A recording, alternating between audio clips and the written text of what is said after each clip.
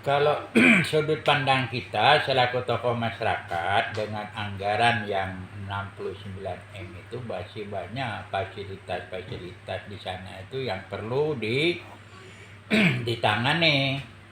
Terutama selama ini lampu penerangan jalan sepanjang jalan Semari 2 ini sampai ke Port Center itu.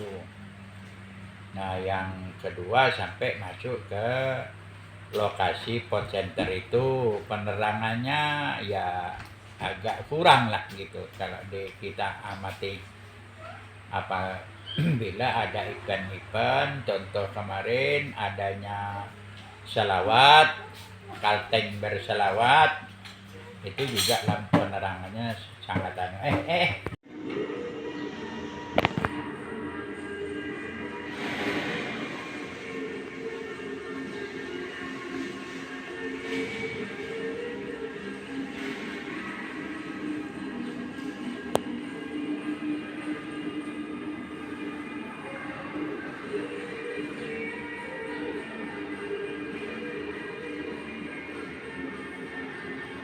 Ya Bang, saat ini kita melihat pembangunan sport center terus dipacu kegiatannya ya, yang mana pembangunan itu pun merupakan salah satu ikon Kota Waringin Barat ya untuk gedung olahraga ya. Nah, boleh tahu Bang sedikit Bang, kalau tahapan-tahapannya berapa tahap waktu dikerjakan? Kita ini sudah 4 tahap. Tahap pertama itu struktur fondasi, terus tahap kedua struktur atas, terus tahap ketiga tahap keempat ini kita sudah memasuki tahap finishing dan penataan ruang terbuka hijaunya beserta parkir.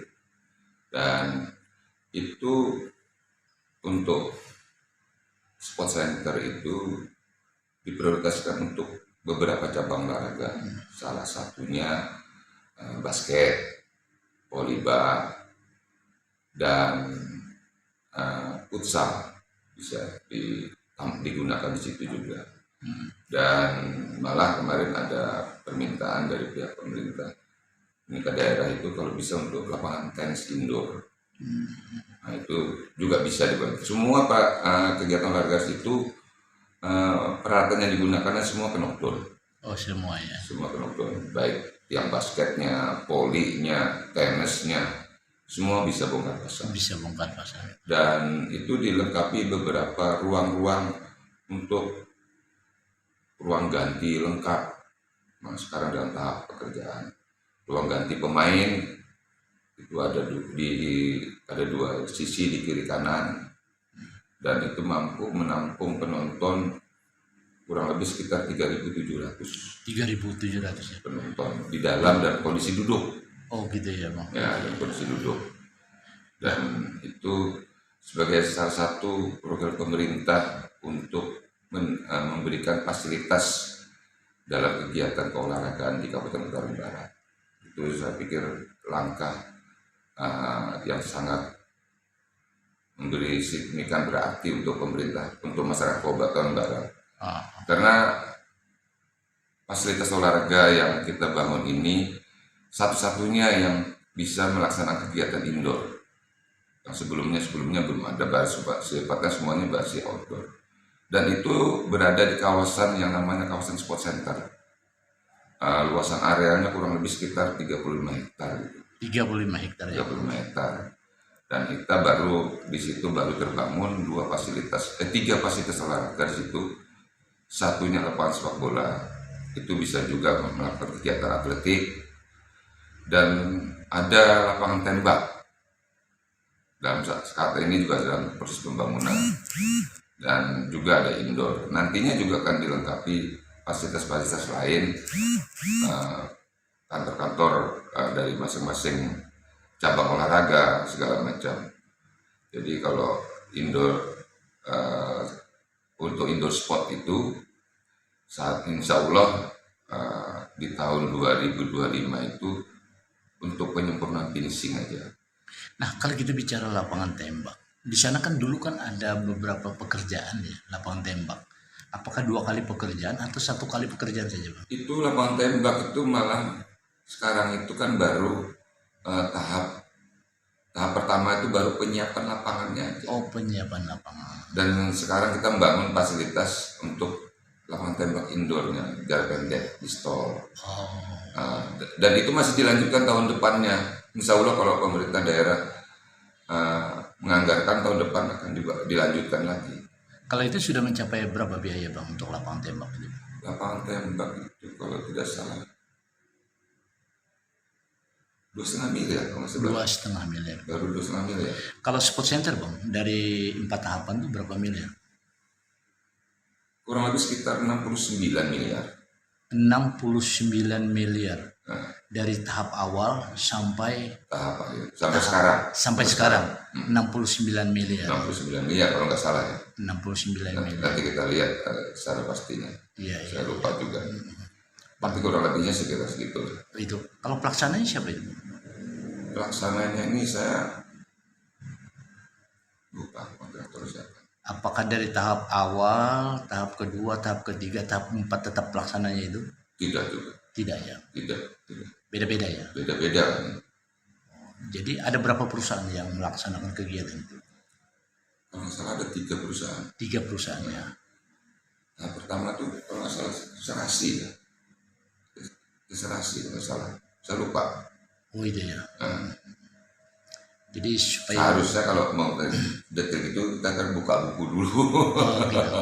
Kak, artinya sepengetahuan abang aja, kalau abang secara detail pun bisa, kalau tidak pun kada jadi masalah.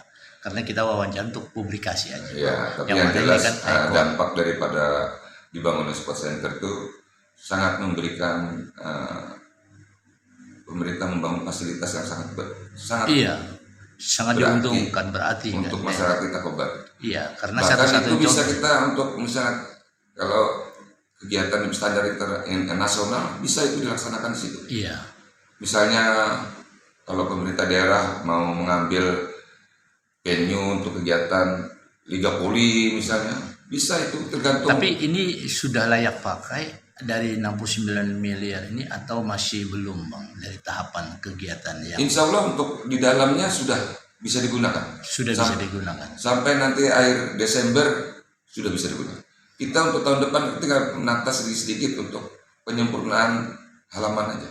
Oh gitu ya. Nah, jadi ya ada finishing sedikit di dalam, tapi semua fasilitasnya kayak toilet segala macam sudah tersedia. Sudah tersedia, sudah aman. Dan tahun ini kita menyiapkan untuk mengerjakan ini lapangannya menggunakan vinil dengan standar khusus untuk olahraga.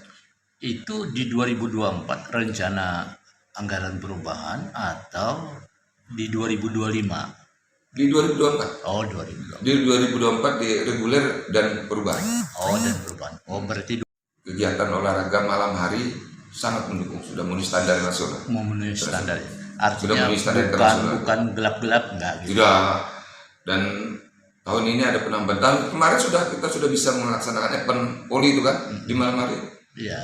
Nah, sekarang kita tambah lagi penerangan supaya jadi di tribun penonton itu tidak menggunakan lampu konvensional, sudah include dengan lampu penerangan di olahraga itu. Oh gitu ya. Kita nambah. Tapi dulu kan pernah diresmikan kan? Rasanya kan dulu kan sudah diresmikan kan gedungnya itu kan.